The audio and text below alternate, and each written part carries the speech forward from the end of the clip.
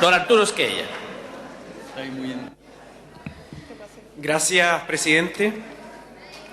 Este debe ser, sin duda, desde el punto de vista de la convivencia nacional, uno de los proyectos más importantes que se encuentran actualmente en tramitación en el Congreso. Y la verdad es que, lamentablemente, se ha confundido lo jurídico con lo político. He escuchado atentamente cada una de las intervenciones que se han dado, no solo en esta sesión, sino que también la semana pasada, y también todas y cada una de aquellas intervenciones que se dieron en las sesiones de la Comisión de Seguridad Ciudadana y la Comisión de Constitución que trataron este proyecto, incluyendo a parlamentarios y a profesores de Derecho Penal. Buena parte de las intervenciones que hemos escuchado acá en la sala prácticamente demuestran que no conocen el contenido del proyecto. Otra buena parte de las intervenciones que hemos escuchado hablan o se refieren a la primera versión del proyecto de ley que ha cambiado sustantivamente. Y las pocas intervenciones que han tratado de referirse al contenido del proyecto han hablado o se han referido a una garantía constitucional que es el derecho de reunión. Hasta el momento, ningún solo parlamentario ni ningún profesor de Derecho Penal ha dado argumentos sustantivos para decir que este proyecto de ley, en su versión actual, podría de alguna manera afectar el derecho de reunión. Hasta el momento no hemos escuchado ningún solo fundamento.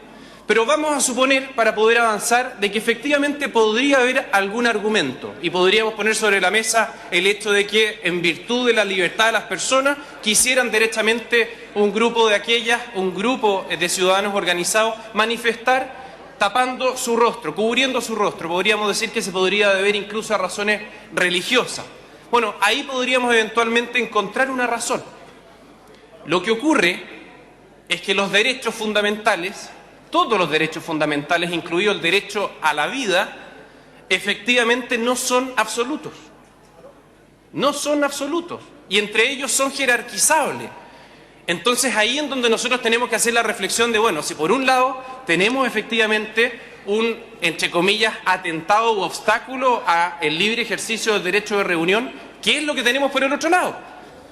Yo estuve revisando, presidente, el artículo 19 de nuestra Constitución Política y, sin exagerar, llegué a un número de 7 o 10 garantías constitucionales que efectivamente, por el efecto o la acción de los encapuchados, por el efecto o la acción de los manifestantes violentos, se ven afectados. El primero y más evidente es la integridad física y psíquica. Hace poco vimos también el atentado a la Catedral de la Iglesia Católica en Santiago. Ahí tenemos otro, la libertad de conciencia, el ejercicio libre de todo culto.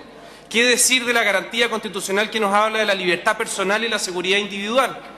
El derecho a vivir un medio ambiente libre de contaminación. Todos vemos lo que ocurre cuando queman esas micros, cuando establecen las barricadas. El derecho a la educación, la libertad de enseñanza, la libertad de emitir opinión, la libertad de trabajo, el derecho a desarrollar cualquier actividad económica, el derecho a propiedad, en fin. Eso es lo que nosotros tenemos que ver acá. Esa es la tarea que nos encomendaron con el envío de este proyecto de ley.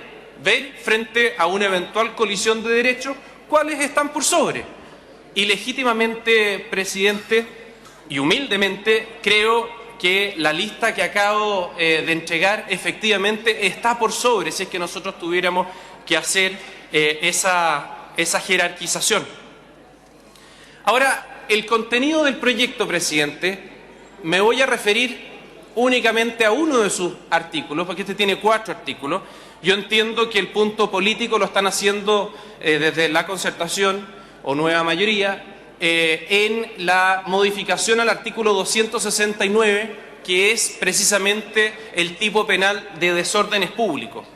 Para que no exista ninguna duda, no hubo un solo profesor de Derecho Penal que no dijera que era bueno revisarlo, y algunos más entusiastas dijeron que era de hace 2 siglos y había que necesariamente cambiarlo. El hecho de hablar, digamos, de los que turben gravemente la tranquilidad pública para causar injuria u otro mal, por cierto que es inaplicable y hoy día nos encontramos en una situación muy difícil de sancionar.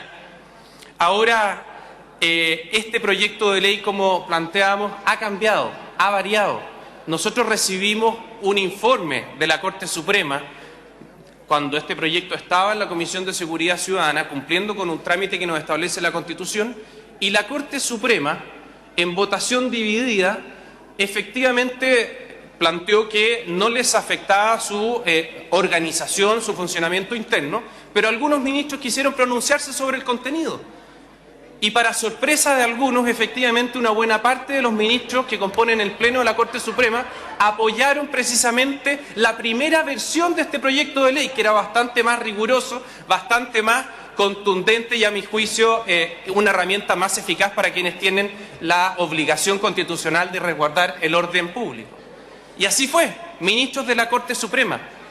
Ahora, por su intermedio, presidente, el diputado Monkever nos planteaba de que existen antecedentes legislativos en la materia, que en el gobierno de la expresidenta Bachelet se había mandado un proyecto de ley y eso es así. Lamentablemente no tuvo un buen destino, no llegó a término ese proyecto, pero yo le quiero agregar otro antecedente más.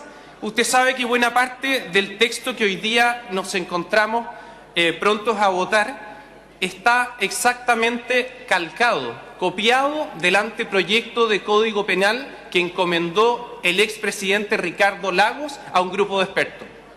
Y en ese minuto nadie dijo nada, y eso iba a formar parte de lo que es precisamente el Código Penal, que por lo demás sería muy bueno que avanzáramos en esa materia y lo pudiéramos modificar para que las penas fueran de una buena vez más proporcionales entre sí. En fin, presidente, no cabe ninguna duda que lo que se ha hecho acá por parte de un grupo de parlamentarios es hacer un punto político y no jurídico. Y la razón más de fondo o el antecedente más de fondo es que quienes tuvieron a la vista este proyecto para votar y referirse a él en general lo votaron en contra. Es decir, de un grupo de parlamentarios, salvo el diputado Matías Walker, que se abstuvo, votaron en contra. Dijeron que no era necesario revisar el tipo penal de desórdenes públicos. Dijeron que acá no había problemas de desorden público cuando nos enfrentamos a las manifestaciones en las calles de las principales ciudades del país. Presidente, Chile está quedando atrás en lo que se refiere al control del desorden público. Nosotros tuvimos a la vista en las comisiones una larga nómina de países que tratan de mejor forma y, por cierto, que de una manera más rigurosa el combate a lo que son los actos violentos en las manifestaciones. Solo por nombrar algunos. En Alemania se sanciona el solo hecho de estar encapuchado en una toma, o sea, en una manifestación pública, quiere decir en una toma. Se sanciona con 1 año más una multa. En Austria lo mismo, 6 meses más multa. En Nueva York 1 año. En Francia multa de 1.500 euros. En Italia 2 años más 2.000 euros. En Suiza lo mismo, en Suecia, en Canadá, en España. En todos esos países es delito el solo hecho de estar encapuchado.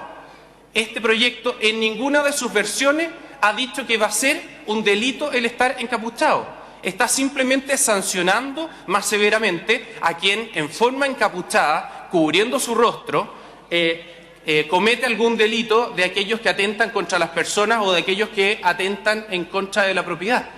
Es simplemente eso. Yo no tengo ninguna duda que estamos frente a un proyecto de ley prudente, razonable, que le permite cumplir con una obligación constitucional al gobierno de turno. Sea cual sea, el gobierno de turno va a tener la obligación de resguardar el orden. ¿Y sabe qué, presidente? Ese resguardo del orden público no es únicamente por los vecinos que ven permanentemente afectados sus derechos en los lugares donde se emplazan estas manifestaciones. Es también y principalmente por quienes quieren hacer uso del derecho a reunirse pacíficamente y sin armas, como lo dice la garantía constitucional que para algunos les sirve de argumento en contra de este proyecto. Es precisamente por la seguridad de aquellos que quieren ir con sus familias a manifestarse, a decir algo que creen conveniente, que creen legítimo, es para ellos precisamente la seguridad que pretende este proyecto de ley. Por último, presidente, yo no tengo ninguna duda que quienes formamos parte de la bancada de la UDI Renovación Nacional vamos a apoyar este proyecto de ley. vamos a apoyarlo porque creemos que es conveniente, creemos que le hace bien al país. Pero al mismo tiempo, yo les quiero pedir a nuestros colegas de las bancadas que piensan votar en contra, de que lo digan frente al país. Acá no se trata de pretender decir, mire, los que voten en contra son cómplices de los encapuchados ni nada por el estilo. Únicamente lo que es un hecho objetivo, concreto, es que si es que se vota en contra, se está favoreciendo a los encapuchados. Un encapuchado que hace desmanes, que tiene molotov dentro de su... Perdón, señor diputado, un momento. Lo único que va a querer es que... Su tiempo, señor diputado. Así es, termino, presidente. Lo único que va a querer es que este proyecto se rechace. Nosotros, por lo mismo, le pedimos... Su tiempo, señor diputado. Le pedimos, presidente, que los parlamentarios, por favor, apoyen este proyecto de ley y piensen en las cientos y miles de personas que quieren vivir en una sociedad. Bien, a los invitados se les ha reiterado la estricta necesidad de guardar silencio en este debate. El debate es de los parlamentarios y no es de los invitados. Tiene la palabra la señora diputada Alejandra Sepúlveda.